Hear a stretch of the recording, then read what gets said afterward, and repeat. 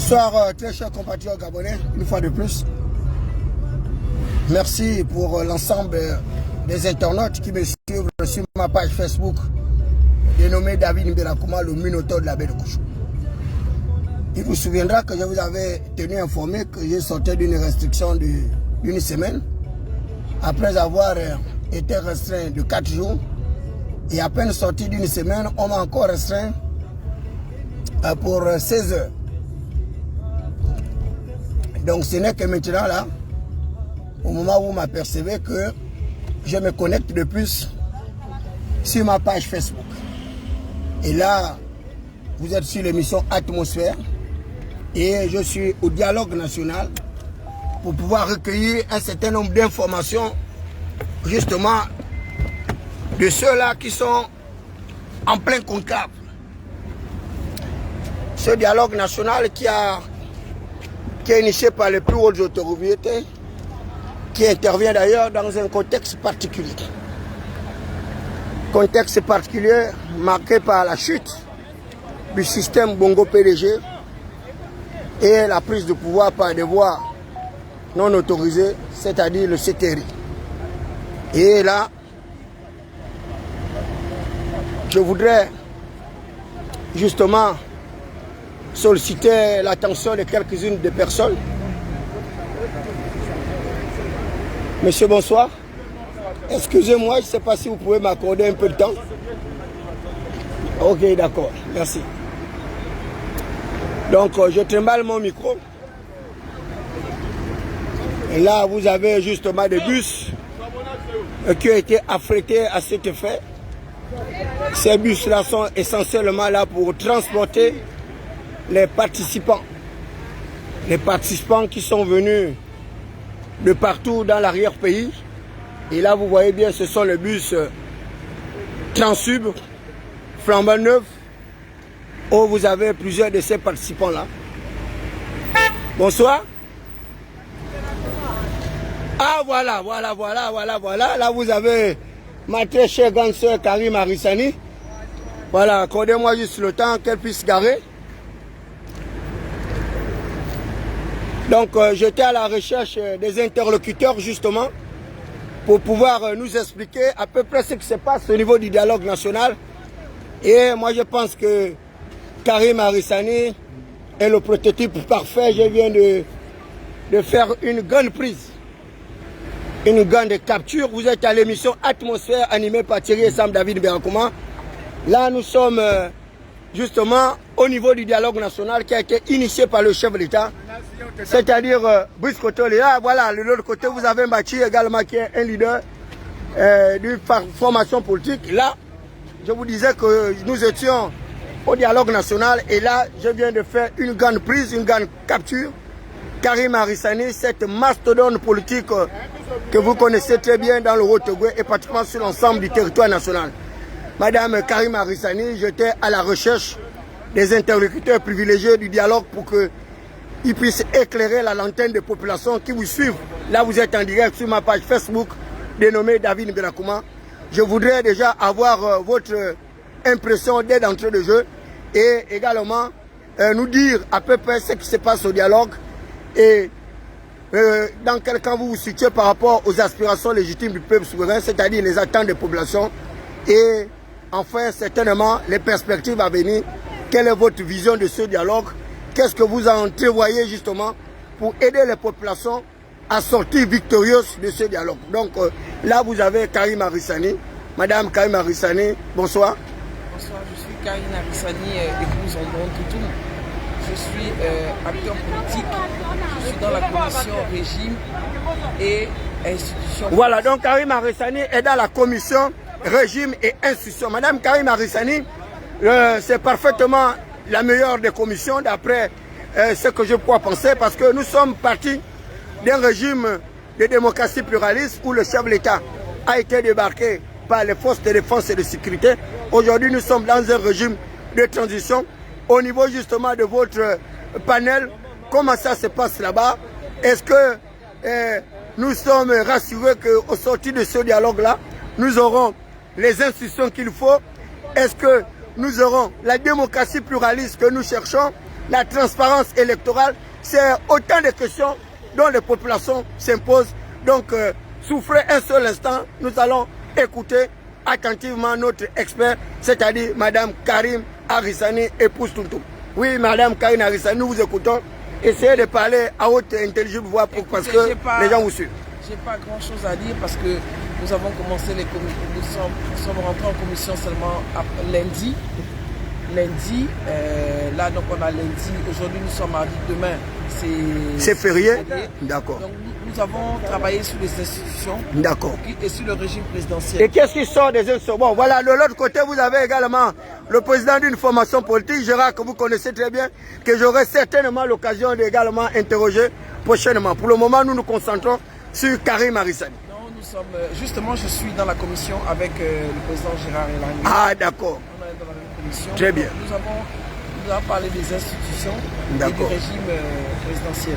Absolument. Nous sommes là, je pense que je ne voudrais pas rentrer dans le détail de ce qui a été fait. D'accord. Il y aura un compte rendu qui serait fait, mais je très pense bien. que les débats sont houleux. Très bien. Chacun dit ce qu'il pense. D'accord. On passe au vote et ça se passe très bien. Est-ce qu'il y a un vrai débat contradictoire, Madame Harissani? Nous vous connaissons pour la pertinence justement de votre argumentaire.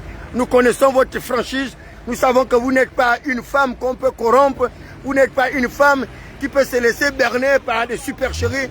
La commission institution régime, je vous dis, c'est l'une des commissions la plus importante parce que nous voulons véritablement une démocratie pluraliste, une démocratie qui puisse faire en sorte que nous arrivons à une saine compétition électorale pour que le meilleur puisse émerger. Madame Karim Harissani de Grèce, soyez notre fidèle interprète dans cette commission.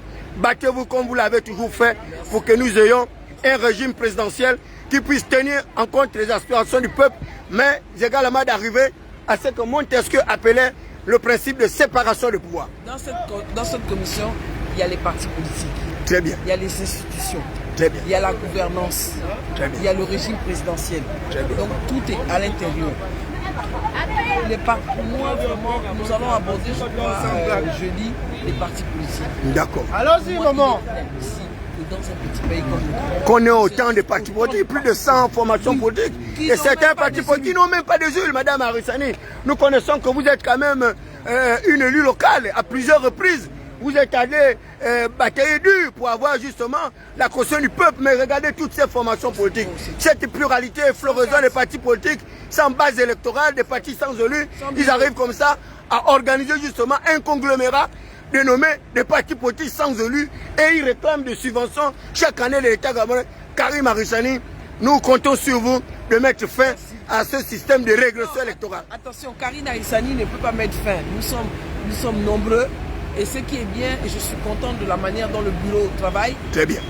On prend une proposition, on adopte, à main levée, soit on accepte, on dit pourquoi on n'est pas d'accord, soit on est d'accord, on dit pourquoi on est d'accord, et ensuite on passe au vote. Donc la prise de décision est vraiment démocratique. Oui, elle est démocratique là-bas. Est-ce qu'elle n'est pas... Il n'y a pas des intimidations? Non, parce qu'il y a un autre son de cloche. Moi, j'ai interrogé certaines personnes qui arrivent à dire que non, les décisions semblent être influencées, comme s'il y avait une main noire qui voulait orienter les débats. Pas dans votre commission en tout cas. Monsieur Belakouma, vous connaissez mon franc-parler. Absolument. Vous le connaissez depuis des années. Absolument. Je ne peux pas être dans un panel où on va me dicter ce que je dois faire. C'est pas possible. Je ne suis pas d'accord. Absolument. Parce qu'il s'agit du peuple. Il faut penser au peuple. Il faut prendre les décisions pour le peuple. Très bien. Pour demain. Donc chez nous, il n'y a pas cela. Nous avons deux anciens candidats. Nous avons M. Delors, professeur Delors, et nous avons M. Gérard Elangui. Le débat est houleux. Très bien. Chacun dit ce qu'il pense. Madame Karim Harissani, il y a un passé relativement récent où il y a eu un dialogue national qui avait réuni plusieurs compatriotes. Et dans ce dialogue national, ils ont pris des décisions où le chef de l'État devait nommer les députés et les sénateurs. Et au cours de ce dialogue-là, ils avaient encore initié une autre solution, à savoir que le chef de l'État devait être élu avec les députés, avec les maires. Madame Karim Harissani, vous savez, les populations ont beaucoup de préoccupations, beaucoup d'incertitudes.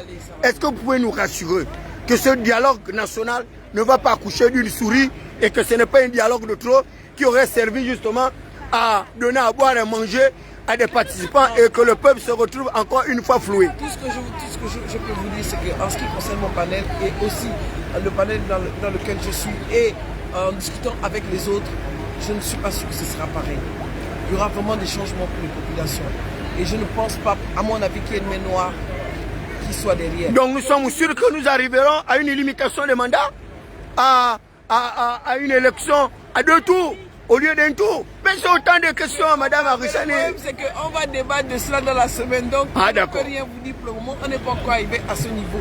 Et puis, comme je vous l'ai dit, ce n'est pas à moi de donner ce qui se passe dans la commission. Absolument. Certainement, il y a les rapporteurs, il y a les porte-parole, il doit y avoir. Ça aide de le faire. Absolument. Voilà. Mais moi, je reste confiante.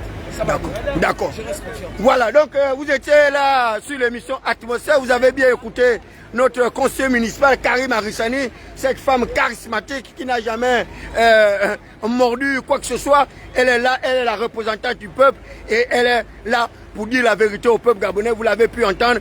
Nous reviendrons certainement vendredi ou samedi pour interroger une fois de plus Karim Arissani pour avoir l'évolution justement de ce dialogue parce que les populations attendent beaucoup de ce dialogue. Madame Karim Arissani et Poutoutoum, nous vous donnons la primeur de conclure cette émission dénommée Atmosphère sur ma page David Mbirakouma. Donc tout ce que je peux vous dire, c'est que je suis confiante et je suis convaincu que toutes les décisions qui vont être prises dans tous les panels seront en faveur du peuple.